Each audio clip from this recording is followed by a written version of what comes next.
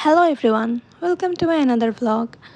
আপনাদের মধ্যে অনেকে হয়তো জানেন আমার বাবার বাসা শ্রীমঙ্গলে। তো ঈদের ছুটিতে আমরা শ্রীমঙ্গল আসছি প্রায় 3-4 দিন থাকলাম, বাট ওরকমভাবে কোথাও বের হওয়া হয় না একসাথে। তো যেহেতু পরের দিন আমরা ঢাকা ব্যাক করবো, ঈদের ছুটি শেষ, ভাবলাম ব্যাক করার আগে একটু বের হই, একটু ঘুরি, জাস্ট এমনিতে র্যান্ডমলি একটু ঘুরবো, একটু স্মৃতিচারণ করব, একটু প্রকৃতি উপভোগ করব। তো এই উদ্দেশ্যে আমরা দুপুরে খাওয়া দাওয়ার পর বিকালের দিকে যখন একটু রোদ পড়লো, বের হয়ে গেলাম। যেহেতু বাইরে ডগ কিলিং গরম ছিল, সো এরকম ফাউন্ডেশন বা কনসিলার কিছু ইউজ করলাম না, হালকা একটু মেকআপ করে নিয়েছি। আর এই যে এই কুর্তিটা পরে নিয়েছি। আমি বাসায় আসার আগে আম্মা এটা আমার জন্য গজ কাপড় কিনে বানায় রাখছিলেন, যার কারণে ফিটিংসটা একটু লুজ ছিল, বাট ওভারঅল বেশ কমফোর্টেবল ছিল এটা পরতে। বাসা থেকে বের হয়ে আমরা রিক্সা খুঁজতেছিলাম, হুড উঠানো যায় ওইরকম খোলা রিক্সাগুলা, অ্যান্ড ফাইনালি একটা পেয়ে গেলাম। শহরের মধ্যে ভালোই একটু গ্যাঞ্জাম ছিল, বাট শহর পার হওয়ার পর চা বাগানে ঢুকতেই রাস্তা অনেকটা ফাঁকা হয়ে আসছে। এখানে গাড়ি কম ছিল, মানুষজনের ভিড়ও কম ছিল, বেশ ভালো লাগতেছিল। আর এই যে এই রাস্তাটা সারা দুনিয়ার মধ্যে আমার সবচেয়ে পছন্দের রাস্তা। মানে আমি যদি সারাদিন ওই রাস্তায় চলতে থাকি তাও আমি একটু বিরক্ত হব না।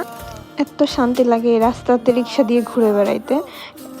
আর এই যে আমরা একটু বাতাসে চুল উঠতেছিল, একটু নায়িকা নায়িকা ফিল আসতেছিল, বেশ ভালো লাগতেছিল।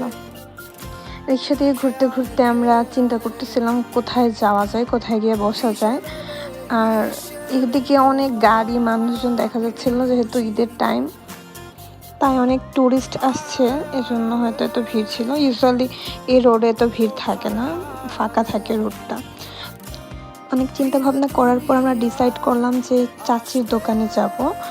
চাচির দোকান হচ্ছে একটা ছোট্ট দোকান, লোকালয় থেকে বেশ দূরে। বিকালবেলা ওখানে বসে চা খেয়ে খেয়ে আড্ডা দিতে বেশ ভালো লাগে। ওই যে দোকানটা দেখতে পাচ্ছেন, ওইটাই ছিল চাচির দোকান। বাট ওখানে প্রচুর রোদ থাকে, আমরা ওখানে বসলাম না, না বসে আমরা এটার পাশেই যে এই জায়গাটা বেশ ফাঁকা ছিল, এখানে চলে আসলাম। ভাবলাম এখানে বসে একটু চাটা খাবো, একটু কোয়ালিটি টাইম স্পেন্ড করব। যদিও বিয়ের পর ওরকম কোয়ালিটি টাইম স্পেন্ড করা বলতে কিছু থাকে না, মানে আমরা বউয়েরা হয়তো সেটাকে কোয়ালিটি টাইম বলতে পারি, বাট জামাইদের কাছে মনে হয় তারা বিয়ের পরে সারাক্ষণ কারাগারের মধ্যে থাকে, তো তাদের কোয়ালিটি টাইম বলতে কিছু নাই, সবই খারাপ টাইম। যাই হোক, জামাইয়ের বদনাম পরে করা যাবে। আপনাদেরকে একটু আমি জায়গাটার একটু ভিউ দেখাই দিই যেখানে আমরা বসেছিলাম। Nice please. আর এই যেখানে আমার জামাই গরম গরম চা নিয়ে চলে আসলো, এখানে আমরা একসাথে বসে চা এনজয় করব এবং কোয়ালিটি টাইম স্পেন্ড করব। মানে মানে হুদাই বসে বসে চা খাওয়া আর কি, আর কিছু না। যাই হোক, সেদিন এত বেশি গরম ছিল যে প্রচণ্ড গরমে আমরা সেদ্ধ হচ্ছিলাম। এই যে এই বেচারার চেহারার দিকে তাকান, সারা মুখ ভর্তি শুধু ঘাম আর ঘাম। তারপর আমার আনরোমান্টিক জামাইয়ের কি জানি মনে হলো, সে গিয়ে গাছ থেকে আমার জন্য ফুল ছিঁড়ে নিয়ে আসলো। দেন আমরা ওখান থেকে বের হয়ে গেলাম, বের হয়ে ডিসাইড করলাম একটু হাঁটবো।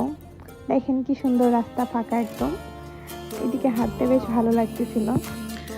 হাঁটতে হাঁটতে রাস্তার মধ্যে কি দেখলাম দেখেন, এই ফুলগুলো আমার খুবই পছন্দের, এবং আমি যখন এইগুলো দেখি কয়েকটা হাতে তুলে নিতে মন চায়। এখানে আমি সেম কাজটাই করতেছিলাম, কয়েকটা ফুল এরকম নিয়ে নিলাম।